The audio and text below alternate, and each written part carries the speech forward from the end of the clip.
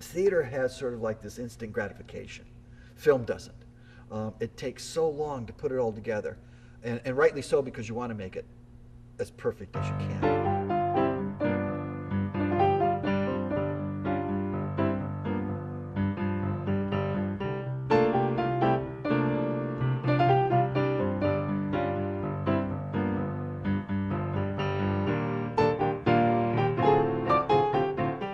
Oh, Master, greatest light of hell is here by plea.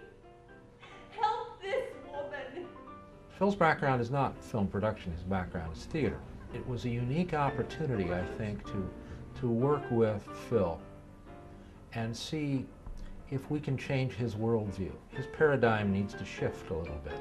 I took my theatrical background as a director and those problem-solving skills that I have and applied them to this project. They're in many ways no different, with probably the exception that a film director has more problems to solve. The same scope and vision are required of a film director as opposed to a theater director. You still have to have a concept, you still have to be able to articulate it, you still have colleagues and collaborators to work with. In the same way as I would direct a theater project. What this spring film does is give them an opportunity to see how a professional production is mounted, to see what it involves, to see the pre-production that in most cases people who come here don't do on their individual projects at this point. They don't know what's involved. They have no idea what it takes to mount a production, the number of people. Now, you're not talking about a cameraman, you're talking about a director of photography, you're talking about an assistant camera, you're talking about camera operators, you're talking about clapper loaders. All of those people have specific functions on a production. And until you experience it, you don't know what's involved. It started in the mid-1970s as a small departmental type film to give some students experience. It grew into this monumental production that involves as many as 90 students with all the departments and positions that would be required on a professional production. I have experience writing plays, but this was my first screenplay. The writing was sort of, it was lengthy, but only in the sense that the gestation period took a while. I thought about it for a long time, months actually, before I actually sat down in front of the computer and started to write. The source of the story really came from a little article that was in the newspaper. And the caption of the article read, "Super genius exposed as fraud." And it caught my attention, to say the least. And I read the article about 11 or 12-year-old boy who the world evidently thought was a super genius. And I thought to myself, wow, what's a super genius? And wow, how could you be a fraud? And the article just had the bare bones of the story. So he was put in a private school. He had free tuition, room and board. He had traveled in Europe, had gone with his mother on TV circuit talk shows. The mother evidently was so interfering with this child's medical care that the doctors threatened to take the child away from her. And at that time, she confessed that her son was not a super genius. That through all kinds of different ways, she managed to fool everyone in thinking that he had this super intelligence. Things like online computer testing. He didn't really take the test, she did. I wasn't so interested in why the mother did this. A terse kiss. I was more interested in the son and what his reaction to his mother would be after knowing that she had kind of put him through all this stuff. I was more interested in their relationship than the motivation of the mother. And so I wrote a fictitious account, and it was a lot of fun to do, and wound up being called Mother Wit. which to most of us means natural intelligence. My job as producer on Spring Film was to oversee primarily everything regarding the film. I wanted to make sure that the right department heads were in place. Harold, as a producer, rode roughshod over all kinds of things that would easily have burdened me and slowed me down. And without his quick decisions and professionalism, it wouldn't have happened. The most overshadowing problem that we had during the production of Mother Wit was locations. Now, I had a reputation in the department of being a master of locations, always able to get the location we needed for whatever film. I hit a brick wall with Mother Wit. We had our heart set in the beginning in pre-production to use Xavier University because of their architecture. And were denied. And as it turned out, right in our own backyard, to me, shooting Mother Wit on UNO's campus wound up to be probably 10 times better. The major difference this year for Mother Wit and all other past spring films is that for the first time in the department's history, there were 8 full-time faculty members involved with the spring film production. Not only that, but there were more theater faculty members involved in this spring film's production than at any time in the past. We were very fortunate this year to have on board Tony French and Kevin Griffin, both faculty members. Tony was our production designer and Kevin Griffin was our art director. They brought a wealth of experience to those two areas. There is a definite amount of professionalism that comes from the faculty, because most of us, actually all of us, have been out and have done it professionally in one way or another, in one phase of production and post or another. So we know what's expected. We know what a set looks like. We know what a full-on set should be, what people should be doing, and we try to teach our students to do that. So in that, we are replicating the industry.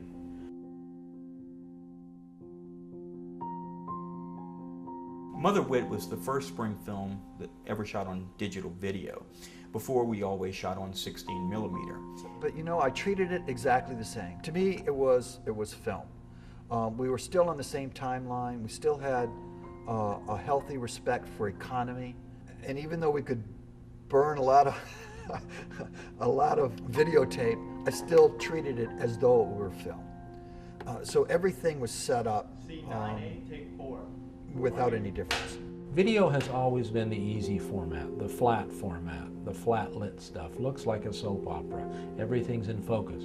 Film always had the ability to control subtleties. Well, things are changing. Suddenly video with gamma control, with control of aperture, with control of depth of field, and some good lenses, video looks pretty darn good and can have a quote-unquote film look. Because anybody can do it. Anybody can pick up a mini DV cam and go out and make an image. Same is not true of film. Cinematography, be it with film or tape, is painting with light, which means somebody has to consciously go into a scene and light it, create the mood with lighting. Well, it was a real challenge for a DP who was familiar with film, 16mm. I think it took some guts to step up and say, I'm going to shoot with something I've never really shot before. But I've got film style, film techniques, I know the craft involved, I know what lighting is, I'm going to try it. It made absolutely no difference to the performers. There was no hesitation, doubt, insecurity, or complaint, if you will, that we were working with digital video as opposed to film. No one questioned it, no one was bothered by it.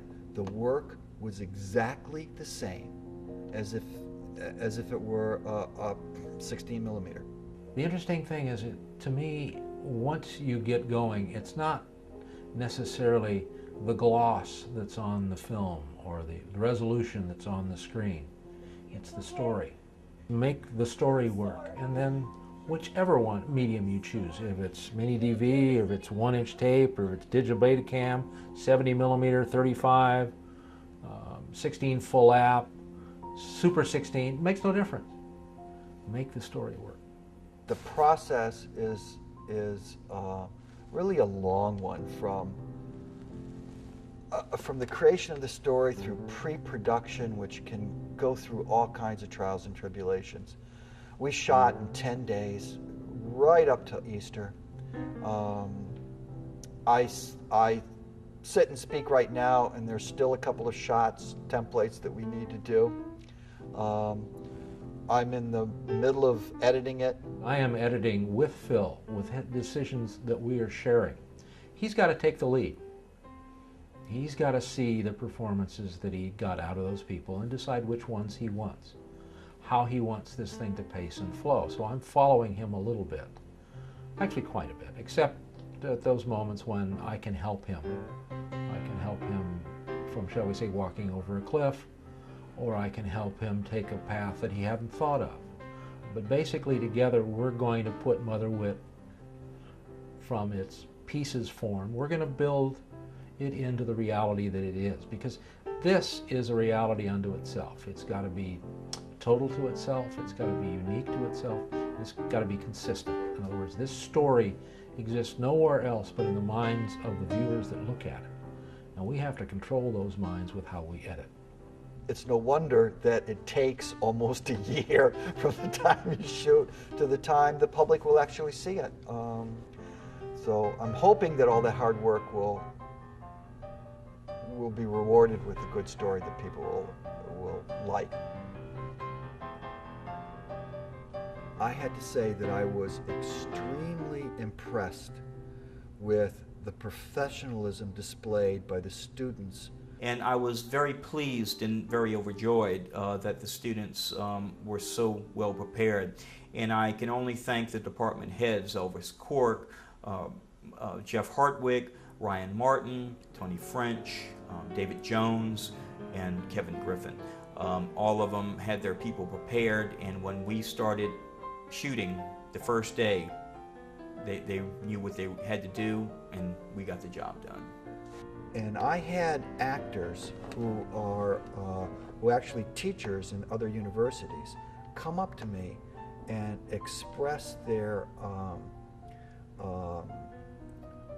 gratefulness that our students, our UNO students, were so darn good at what they did. Many, many times they would say, "This is just like a professional film set. This is just." I assume they expected that it wouldn't be, and were unbelievably surprised that it was just like a professional film set. I believe also that spring film is also important to the New Orleans community, simply because we get out and about, you might say. We go on the road, we go on location. And one of the interesting things about the state of Louisiana is we are starved. Producers who come from Hollywood are starved for skilled craft people. And I think our program, showing people this equipment, how it operates, showing them the scope of production on a spring film, slowly but surely is going to start to feed that pool. They're waiting for us. We've talked to the unions, we've talked to the job shops. We're providing some of the production managers with people's names. We've had students come out of this program while they're still here, go intern on a project, the next project that that producer's working on, they'll be hired as a PA, and they're working. It would be like trying to learn something that you want to learn, that you'd love to learn about, and never having a chance to try it, never having a chance to apply it. Unfortunately, we only have one spring film experience for our students, and I hope that in the future we will have more production experience that's guided by the faculty for our students, because I think they deserve it and I think they need it. That's how important it is.